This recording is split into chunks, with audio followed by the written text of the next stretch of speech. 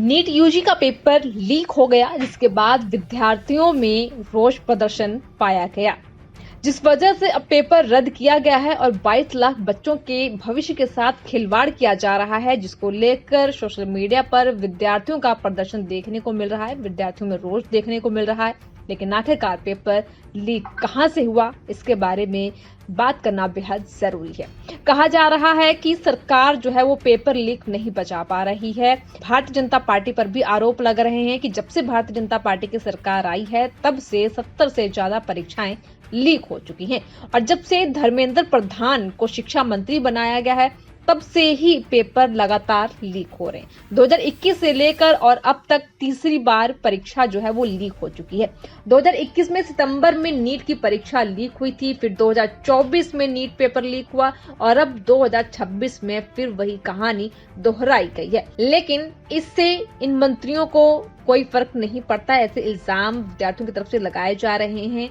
जो भी NEET UG का पेपर देने के लिए विद्यार्थी था, लीक होने के बाद उसमें उन लोगों में रोष जो है वो श्रेआम देखने को मिल रहा है। 2021 में सितंबर की नीट परीक्षा लीक हुई थी, 2024 में भी लीक हुई और 2026 में भी लीक हो गई है। वही कहानी फिर से दोहराई गई है, जिसको लेकर विद्यार्थियों में इस बार गुस्सा बेहद ज्यादा है। आप ये तस्वीर भी देख सकते हैं कि ये शिक्षा मंत्री धर्मेंद्र प्रधान का ट्विटर अकाउंट है, जहां पर पेपर लीक होने को लेकर एक भी बात का जिक्र नहीं किया गया। उनके अकाउंट पर कहीं भी इस बात का जिक्र नहीं है कि परीक्षा लीक हुई है या छात्रों का भविष्य दांव पर है या सरकार की कोई जिम्मेदारी बनती है। अगर देखने को मिलता है तो मोदी जी के बयान है, शुभेंदु को बधाई है, फाउंडेशन डे है, कहीं सेलिब्रेट किया जा रहा है, या फिर मोदी जी के गुणगान की पोस्टें जो है वो सिर्फ शेयर की गई हैं। तो सवाल बार बार खड़े किए जा रहे हैं कि आखिर ऐसे शिक्षा मंत्री क्यों बनाए जाते हैं जो पेपर लीक होने से ना बचा पाए, क्योंकि 22 लाख विद्यार्थियों ने ये एग्जाम दिया था। उनके भविष्य का सवाल है, उनके भविष्य के साथ खिलवाड़ किया जा रहा है और पेपर लीक होने को लेकर शिक्षा मंत्री की तरफ से एक भी ट्वीट नहीं आया। यानी कि बच्चों का भविष्य चाहे खराब हो या कुछ भी हो, उनके भविष्य के साथ जिन्होंने इतनी मेहनत करी है या अपने भविष्य को बनाने के लिए इतनी मेहनत कर रहे हैं, उससे इन मंत्रियों को कोई फर्क नहीं पड़ता। इस तरह से जो है मंत्रियों पर आरोप लग रहे हैं।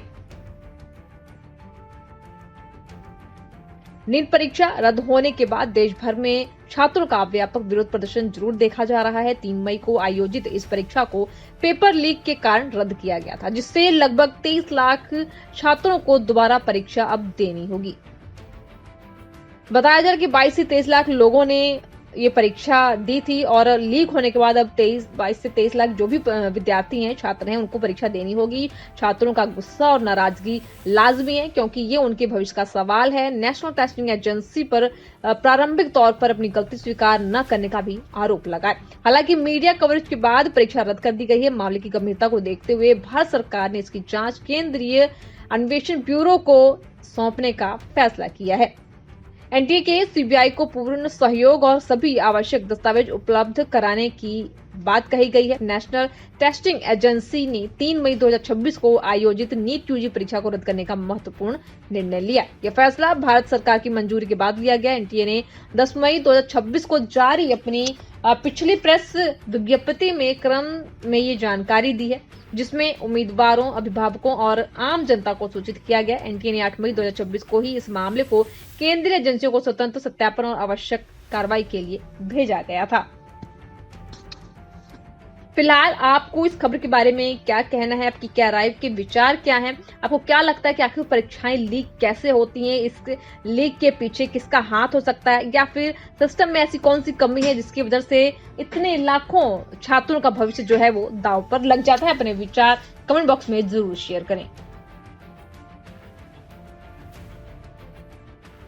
क्या हुआ? वो कानून बनाया आपने पार्लियामेंट में, सजा दे देंगे, फुला कर देंगे, ऐसा कर देंगे। पेपर कैसा लीक हो गया भाई? और कहां गया प्रधानमंत्री का वो मन की बात? बच्चों को बोल रहे थे कि टेंशन मत लो। अब वो बच्चों को क्या जवाब देंगे प्रधानमंत्री? मन की बात में तो आपने कह दिया बच्चों को कि टेंशन मत लो।